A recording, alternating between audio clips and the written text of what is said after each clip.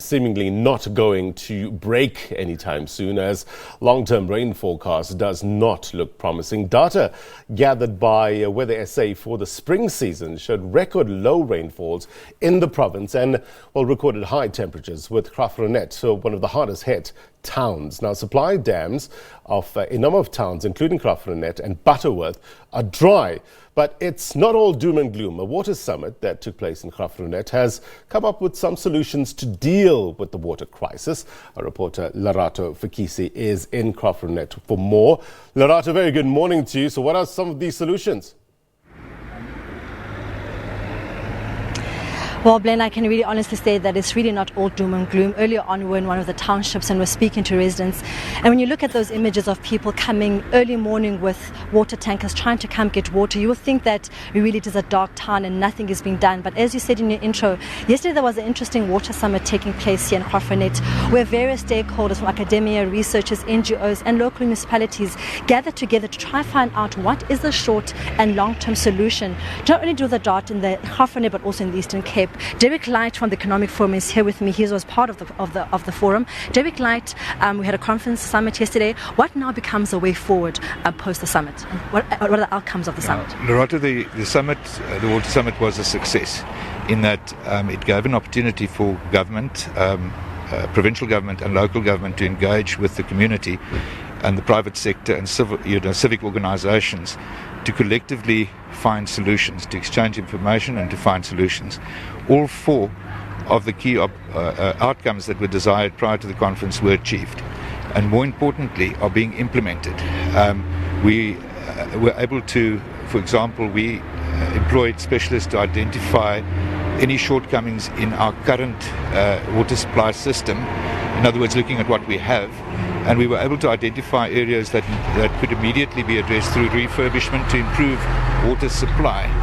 We are also launching a public awareness and education program to win back the trust of the community, but also to educate them in saving water, because part of the problem is wastage, and if we can through education we will save water. And then we also, those are short-term solutions that we are immediately implementing as of today, and we believe will lead to savings. We will also be looking at water losses in the current infrastructure so that we can do away with leakages and reduce the loss in the water system, and I think then more realistically determine what our needs are. And that's being addressed in a strategy plan, which we were able to yesterday present a framework for a strategy plan, which will now be workshopped with government and other stakeholders so that we come up with a strategy plan by early next year, probably by February, and then implement the longer term solutions.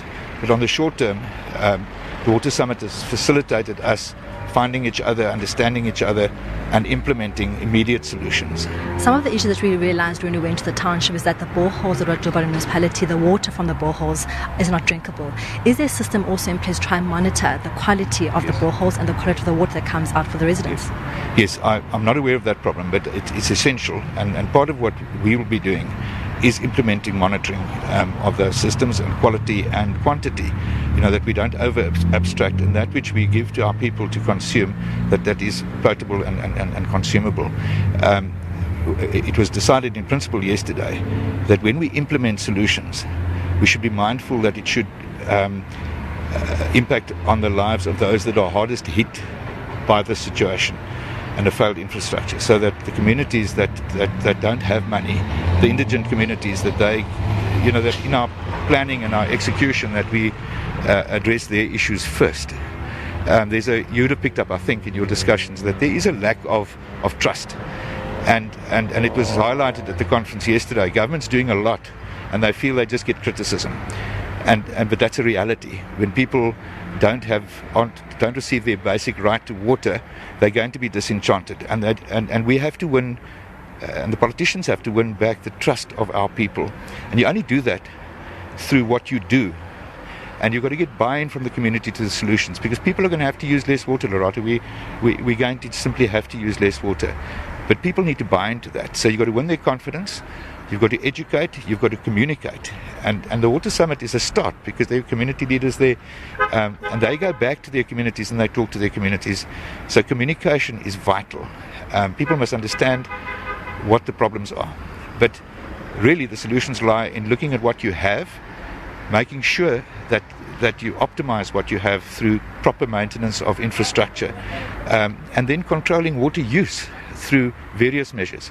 But it starts with the consumer. The consumer must buy into the fact that there's no water or little water and use less. Well, that was Derek Light from the Economic Forum, just coming up with some of the solutions that came from the conference. Key to that is educating people the importance of saving water, because if we can save water and decrease the leakage of water, then perhaps we could also help in solving this crisis here in Graaf Reinet and also in the Eastern Cape. But for now, let's go back to you in studio. Important message indeed. Lerato Fekisi live for us in Graaf Reinet.